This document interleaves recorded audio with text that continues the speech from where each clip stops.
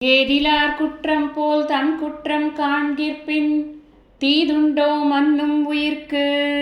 மற்றவங்களுடைய குற்றத்தைப் போல தன்னுடைய குற்றத்தையும் நன்றாக பார்க்க தெரிந்தவர்களுக்கு எந்த துன்பமும் எப்பொழுதும் இருக்காது அப்படின்னு சொல்கிறார் வள்ளுவர். இதை புரிஞ்சுக்கிறதுக்கு நாம் ஒரு குட்டி கதையை சிந்திக்கலாமா?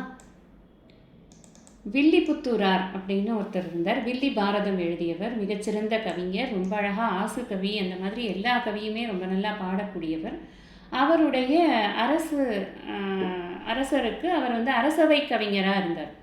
அந்த அரசில் அவர் எல்லா கவிஞர்களையும் சோதிக்கக்கூடிய ஒரு வேலையை அரசர் அவனுக்கு கொடுத்துருந்தார். அப்போ அவர் அரசவைக்கு வரக்கூடிய கவிஞர்கள், இந்த கவிஞர்களுக்கெல்லாம் என்ன வேலைன்னா அரசரை புகழ்ந்து பாடுவாங்க. அதனால் அரசர் ரொம்ப சந்தோஷப்பட்டு ஏதாவது பரிசில் கொடுப்பாரு, அதை வாங்கிட்டு போவாங்க. அப்படித்தான் அவங்களுடைய வாழ்க்கை இருக்கும். ஆனால் அது கொடுக்குறாரேன்னு சொல்லிட்டு வாய்க்கு வந்ததெல்லாம் பாடிட்டு போயிடக்கூடாதுல்ல. தமிழுக்கு எப்போவுமே துரோகம் செய்யக்கூடாது. அந்த தமிழ் கரெக்டாக இருக்கணும் அப்படிங்கிறதுனால இவரை அப்பாயிண்ட் பண்ணியிருக்காங்க.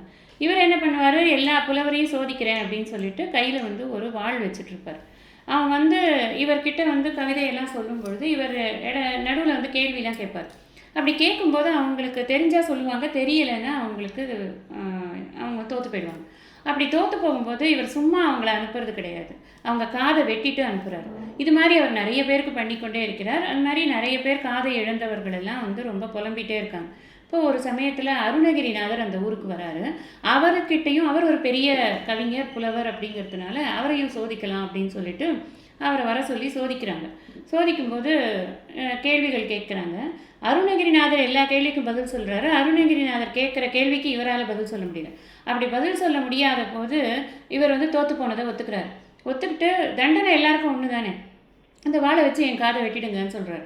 அருணகிரிநாதர் சொல்கிறாரு, முதல்ல நீ பண்ணது தப்பு, அதை உனக்கு உணர்த்துறதுக்கு தான் நான் இப்போ வந்ததே. அதனால் இந்த காது வெட்டுற வேலையெல்லாம் வச்சுக்காத, நானும் உன் காதை வெட்ட போகிறதில்ல, நீயும் மற்றவங்க காதை வெட்டாத.